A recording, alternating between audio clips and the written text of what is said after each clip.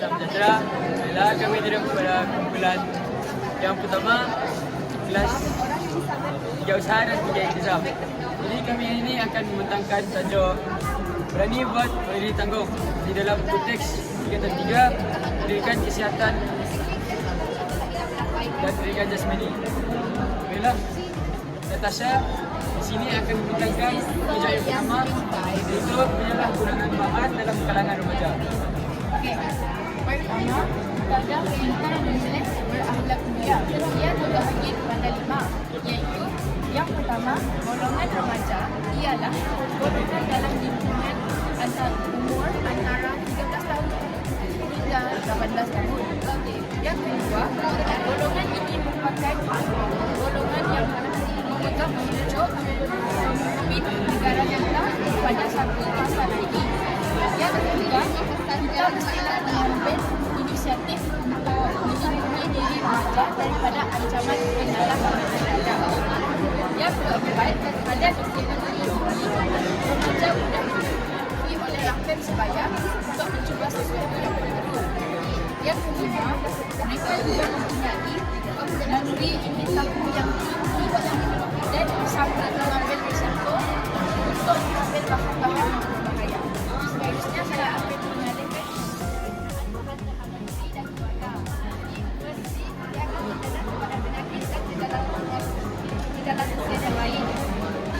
Kalau kita ambil dadah, kita akan sedang mendapat penyakit dan kita akan merosotkan dengan sosial dan tidak akan bersama dengan sosial. Kemudian peruntukan akhlak.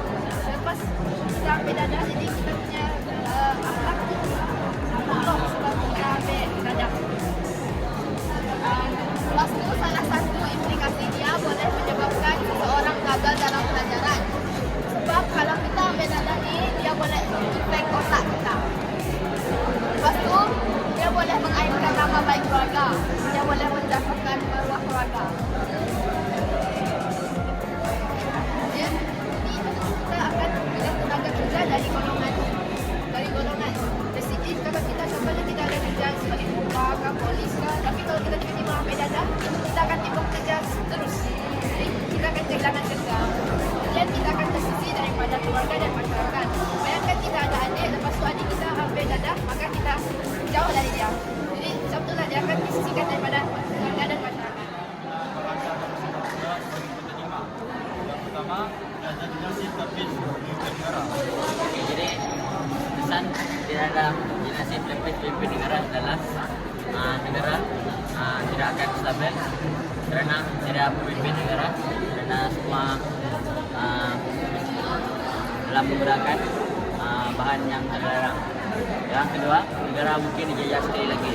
Hal ini disebabkan kerana sistem ketenteraan negara itu lemah disebabkan semua anak muda terlibat dengan penyalahgunaan bahan. Yang ketiga, tentang alat dalam pelayanan masyarakat. Jadi hal ini dikatakan mungkin kerana semua anak remaja sekarang lebih mengikut tren ini, iaitu dalam menggunakan bahan terlarang dan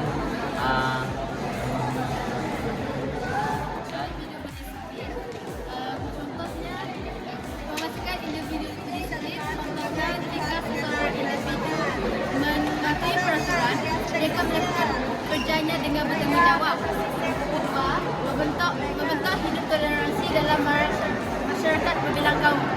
Dalam toleransi di sini bermaksud bertolak ansur. Di sini kita dapat ketika seseorang individu mematuhi peraturan dan dia dapat kita di sini dapat mengelakkan diskriminasi antara kaum.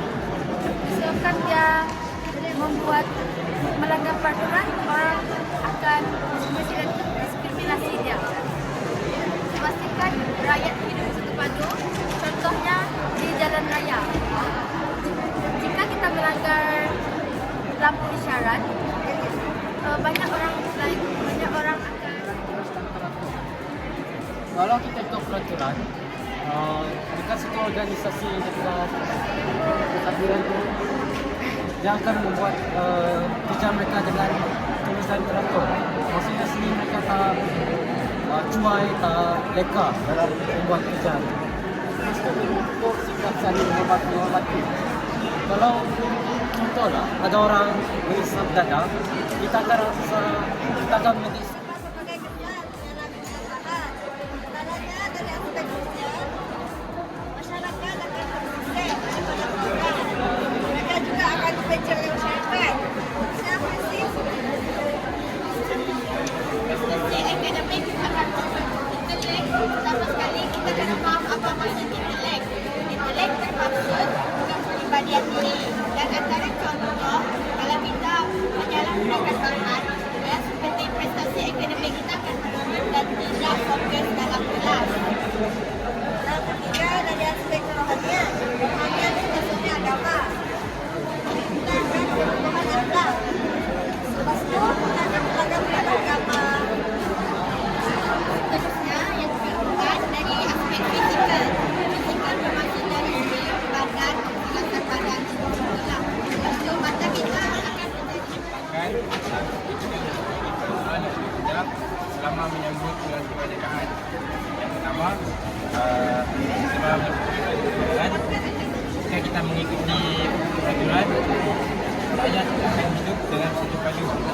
Tiada penggunaan bahan dan tiada perubahan yang berlaku. Seterusnya, membetul hidup bertoleransi dalam masyarakat. Maksudnya tak ada konflik dalam masyarakat. Jadi semua pun dapat hidup hidup betul dan harmoni. Seterusnya, kita dapat mencapai keselamatan dan keamanan dengan alat bersama dengan mengatasi yang bebas daripada penggunaan bahan bahan. Yang terakhir, kita dapat menempuh sikap saling menghormati antara satu sama lain dan antara hukum. Disebabkan hidup yang betul menjadi ekonomi di mana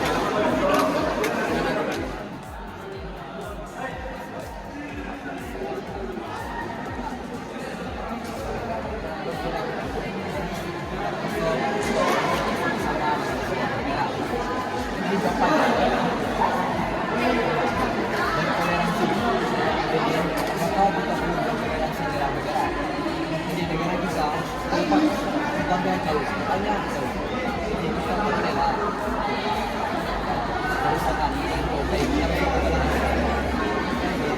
karena tentang peristiwa kerusuhan tahun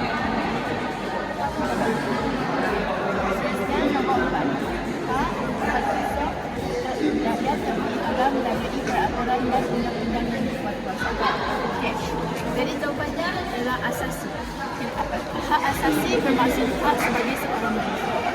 Hak sebagai seorang manusia akan dipelihara apabila peraturan